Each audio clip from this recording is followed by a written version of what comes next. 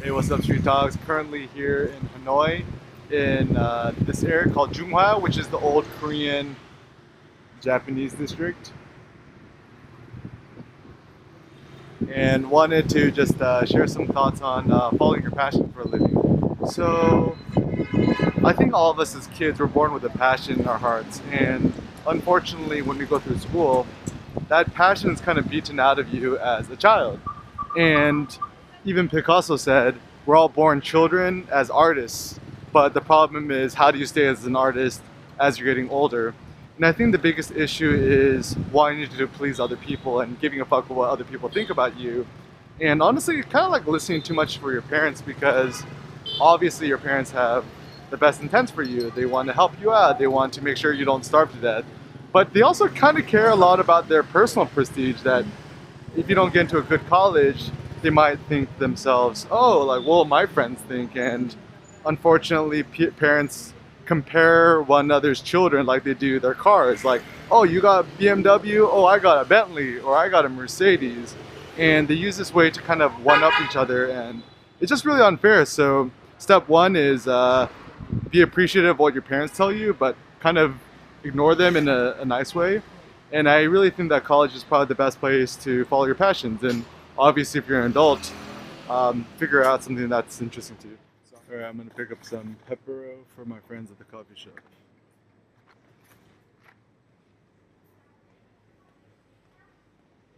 Ciao, em. Surprise my friends at the coffee shop. All right, so sorry, I got a little bit distracted. So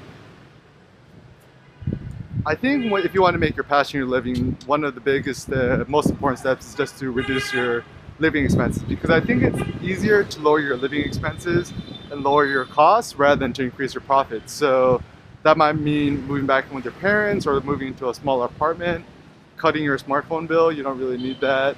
Eating out less, buying less shit, whatnot.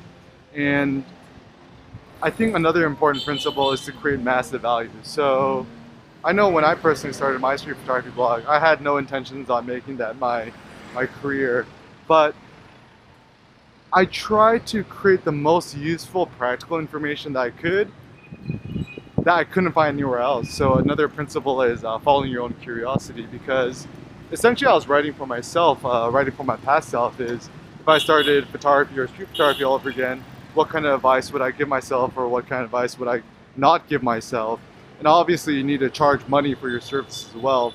One of the biggest problems that we have is we're so afraid to charge people money, because you're told all this stuff like don't sell out, blah blah. But I think selling out doesn't mean necessarily to charge money. Selling out just means don't do anything which is against your personal morals and ethics. So on top of that, you also want to learn how to market yourself, is using social media, blogging. I'm a big fan of blogging because you're easily indexable by Google, which means someone could Google you and find you out. So I recommend registering on WordPress.org, your own private blog server. You have more control. And in terms of hosting, I recommend Bluehost.com. And it's like, like 10 or 20 bucks a month, but it's a good investment.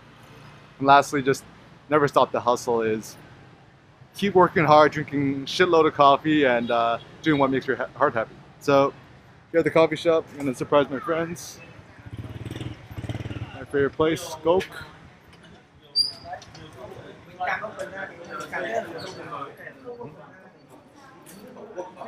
Chào em.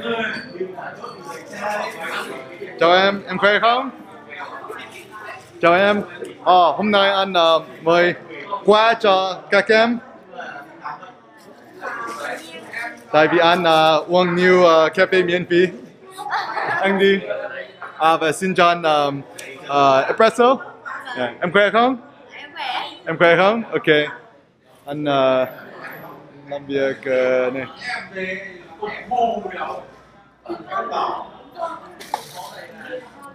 All right, gonna do some work. Thanks for watching, guys.